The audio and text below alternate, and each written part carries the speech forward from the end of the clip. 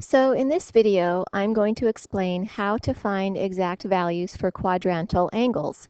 And quadrantal angles are angles that are multiples of 90, like 0 degrees, 90 degrees, 180 degrees, 270 degrees, 360 degrees, and so on. You have infinitely many actually, but those are the main ones that you're going to use. So they're called quadrantal because their terminal side lies on one of the axes. So if you picture, for example, where 90 degrees is, here's the initial side, the initial ray, and then you go counterclockwise 90 degrees. Here's the terminal ray. So both rays lie on an axis, and we're dividing in the coordinate system into quadrants. Okay, so here's the background we need to know to be able to understand why we do what we do to find the exact values. So we have our XYR triangle. So it's a right triangle with one leg of length x and another leg of length y and hypotenuse of length r. And I will call this angle down here theta. And I always like to put x on the horizontal and y on the vertical because that matches up nicely with what we do in graphing points. X is horizontal and y is vertical. Okay, from this, using the trig relationships that we know, that we learned way back in geometry, we can say that the cosine of theta is adjacent over hypotenuse, so x over r, and the sine of theta is opposite over hypotenuse, so y over r, and the tangent of theta is opposite over adjacent, so y over x. And we have three others. We have secant and cosecant and cotangent as well, but we'll just focus on these three for now. Okay, so let's see, what is x? I could take this cosine equation and isolate x, and I could multiply both sides by r, and we get x equals r cosine theta. And what is y? Move on to the second equation and isolate y by multiplying both sides by r, and we get y equals r sine theta. Okay, so now if you put your triangle onto a coordinate system, or let's say you're not even concerned about a triangle, you're just interested in some angle. So let's say this is our initial side here. We put the angle in standard position. We have our angle theta. Well, we could draw a circle. And excuse me if this circle is not a very good circle. We will see what happens. We could draw a circle of radius r. And then every point on the circle could be described by its coordinates, x, y. And what are x and y? Well, if you think about that right triangle again, x is the distance you go horizontally to get to the point, y is the distance you go vertically to get to the point. So we could say that x is actually the same as r cosine theta, and y is the same as r sine theta. Okay, now, what if the radius r is actually just 1? What if we make a unit circle? A unit circle has center at the origin and radius 1. Then my x and y coordinates are going to be 1 times cosine of theta and 1 times sine of theta for any point on that circle. I don't need the ones, so we can just say that our x and y coordinates are cosine theta, sine theta. So here's what that tells us. This is the important part here. That if you're on the unit circle, for any point you want, the x coordinate is the cosine of the angle, and the y coordinate is the sine of the angle. And I like to remember that they go in alphabetical order, x before y and cosine before sine, and that's easy for me to remember which is which.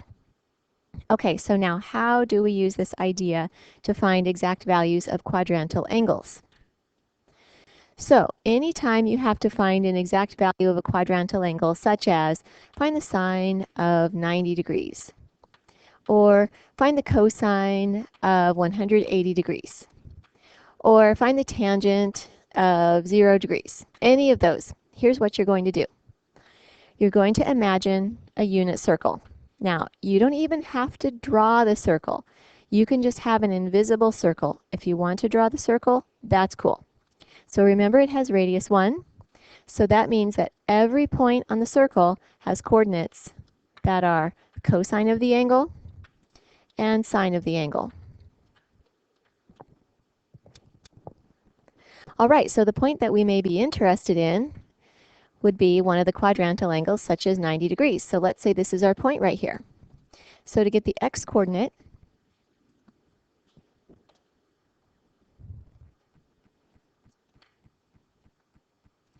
okay, so I had some technical difficulties, but I'm back.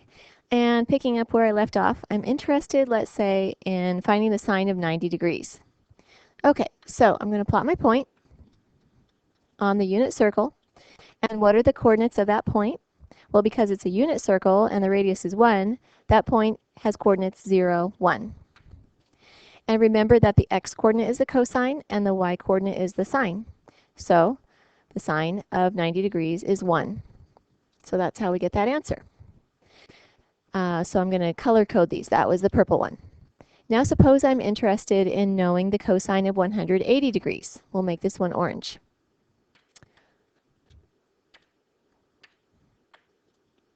Okay, so 180 degrees would be over here. And the coordinates of that point are -1, 0. And so what's the cosine? It would be the x-coordinate, so it would be -1. Okay, let's say we're interested in finding the tangent of 0 degrees. So we'll do that one in black. So here's 0 degrees. And what are the coordinates of that point? That point has coordinates 1, 0. So the cosine is the x and the sine is the y. But what about the tangent? Here you have to remember that tangent is y over x. Tangent of an angle is y over x. So you're going to use both coordinates. So 0 over 1 and 0 over 1 is just 0. Okay, we should also talk about secant, cosecant, and cotangent. So let's throw a few more in here. So suppose we want to find the secant of 90. Secant is the reciprocal of cosine. So think of it as 1 over cosine. And if you want the cosine of 90 degrees, you're going to find the point with coordinates 0, 1. And the cosine will be the x-coordinate. And so the x-coordinate is 0. So we have 1 divided by 0. And 1 divided by 0 is undefined. Let's suppose we want to find the cosecant of 270 degrees. Okay, 270 degrees would be down here, and the coordinates of that point on the unit circle would be 0, -1. And so the cosine is 0 and the sine is -1, but cosecant is the same as 1 over sine. What's the sine of 270? The y-coordinate is -1, so we have 1 over -1. So the answer to that one is -1. And what if we wanted to find the cotangent of something? Maybe we want to do the cotangent of 360 degrees.